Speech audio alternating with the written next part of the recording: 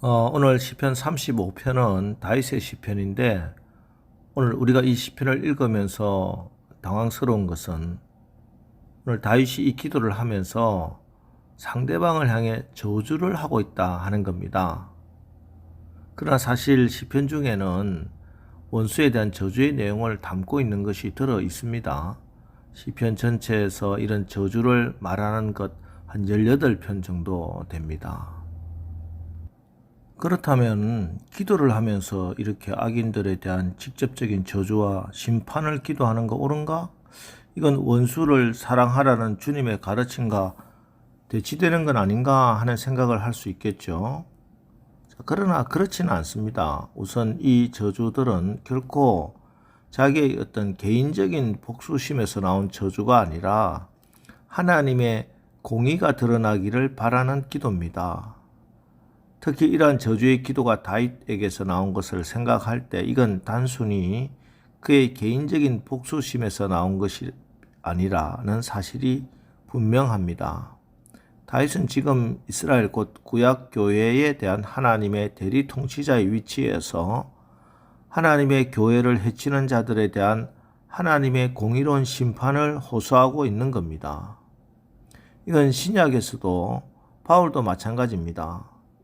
갈라디아 1장 8절 9절 그러나 우리나 혹은 하늘로부터 온 천사라도 우리가 너희에게 전한 복음 외에 다른 복음을 전하면 저주를 받을지어다.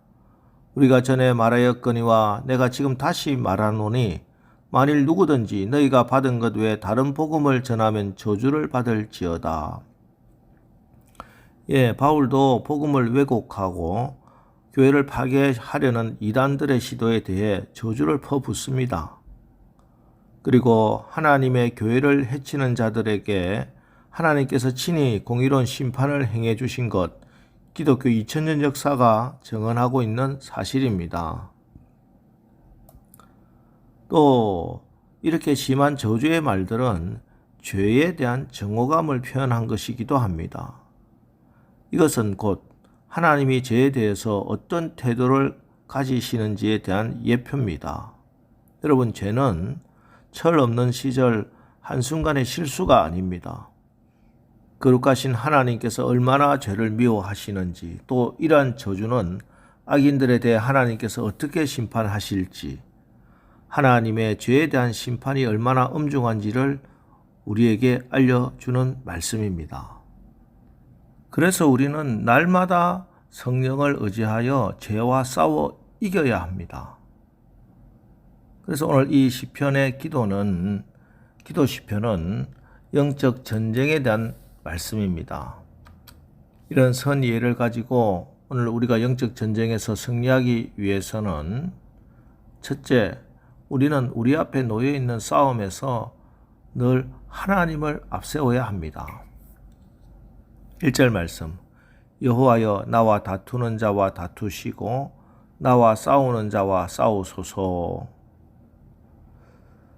여러분, 상대가 매우 강하고 나에게는 상대할 힘이 없는데도 내가 싸우려고 한다면은 그 사람은 용기가 있는 사람이 아니라 어리석은 사람입니다. 그럼 반드시 패하게 되어 있습니다. 지혜로운 사람은 자기가 아닌 상대를 이길 수 있는 사람에게 도움을 요청해서 그 사람이 대신 싸우도록 하는 것이지요.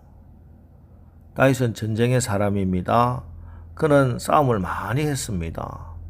소년 시절에는 양을 치면서 곰과 사자와 싸웠고 또 블레셋의 골리앗과 싸웠습니다.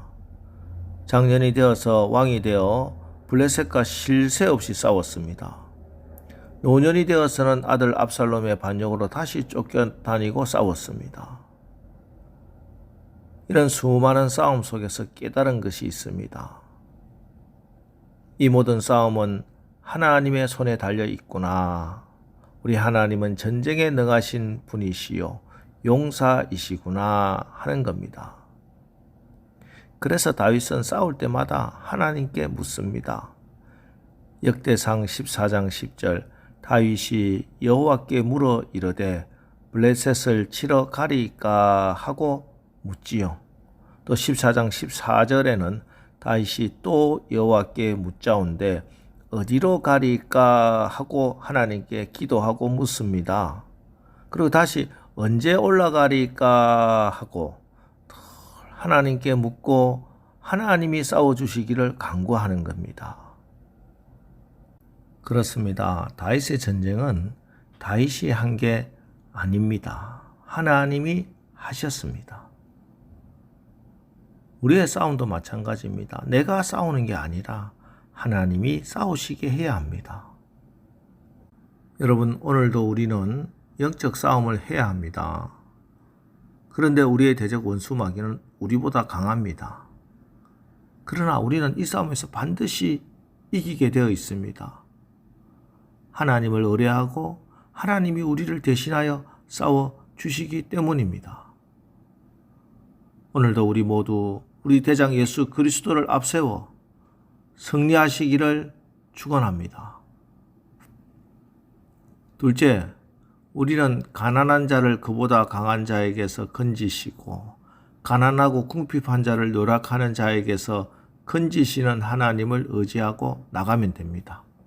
10절, 내 모든 뼈가 이르기를 여호와와 같은 이가 누구냐? 그는 가난한 자를 그보다 강한 자에게서 건지시고 가난하고 궁핍한 자를 노력하는 자에게서 건지시는 이라 하리로다. 예, 하나님은 가난한 자를 그보다 강한 자에게서 건지시고 가난하고 궁핍한 자를 노력하는 자에게서 건지시는 분입니다. 지금은 비록 망명자 신세가 되어 이리 쫓기고 저리 쫓기는 신세지만 나의 현실은 비참하고 희망이 없어 보이지만 이 모든 사태를 역전시키시는 하나님을 다윗은 굳게 믿었던 겁니다. 여러분, 하나님 앞에서는 겸손하고 하나님 앞에서는 낮아지시되 사람들 앞에서는 당당하고 가슴을 펴고 믿음의 전진을 해 나가시기를 바랍니다. 하나님은 가난한 자를 그보다 강한 자에게서 건지시고 가난하고 궁핍한 자를 노력하는 자에게서 건지시는 역전의 하나님이십니다. 제2차 세계대전 전쟁사에서 가장 위대한 기적으로 남은 사건 중 하나가 덩커스 해안전투입니다. 독일군이 프랑스를 쳐들어와서 열흘 만에 거의 전 영토를 다 점령해서 영국과 프랑스를 중심으로 한 연합군들이 마지막 덩커스 해안에 갇힙니다. 마치 홍해 앞에 놓인 이스라엘 백성하고 같았어요. 자, 이때 연합군을 실어 나를 배가 34척밖에 없었습니다. 이 상태로는 이제 며칠 후면 전쟁은 끝나는 겁니다. 그때 영국의 처칠 수상이 온 국민에게 기도로 호소합니다. 여러분, 우리 영국군과 연합군이 지금 큰 위기에 처해 있습니다. 기도해 주세요. 온전히 저들이 철수할 수 있도록 기도해 주세요. 그런데 1940년 5월 27일부터 6월 4일까지 일주일 동안 놀라운 기적이 일어납니다. 억수같이 비가 내리고 땅이 진흙탕이 되어서 독일군 탱크들이 밀고 올라오지를 못합니다. 또 하늘이 비로 뒤덮이고 먹구름이 가득 차니까 폭격기가 와서 그 배들을 폭격하려고 해도 폭격기도 뜰 수가 없어요. 그런데 이쪽에는 날씨가 맑게 해주셔서 33만 8천 명의 연합군이 무사히 탈출한 후에 독일군이 들어와 보니까 텅 비어 있는 겁니다. 여러분, 지금의 이 상황의 역전을 원하십니까? 진정한 역전은 오직 하나님만을 의지하는 하나님 안에서만 가능합니다. 그리고 하나님의 은혜로 성령님의 능력으로 이루어진 인생 역전은 어떤 문제도 일으키지 않습니다. 그 누구도 그것을 다시 바꿀 수 없고 빼앗아 갈 수도 없기 때문입니다. 자, 이제 오늘 하루도 우리 대장 예수를 앞세워 모든 상황을 역전시키는 승리의 날을 사시기를 주님의 이름으로 축원합니다. 기도하겠습니다. 하나님, 오늘도 우리는 영적 전쟁을 싸워나갑니다.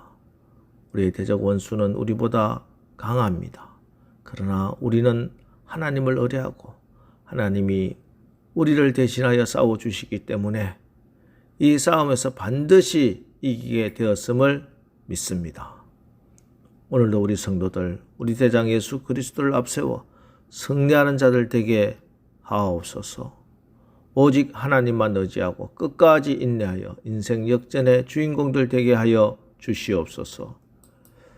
예수님의 이름으로 기도합니다. 아멘. 자, 이제 주여 오늘 하루도 우리가 하나님을 의지하고 나갈 때 하나님이 싸워주셔서 모든 것을 역전시키는 승리의 하루를 살게 하옵소서. 오늘 말씀을 붙들고 우리 합심해서 기도하고 나가겠습니다. 우리 기도하겠습니다.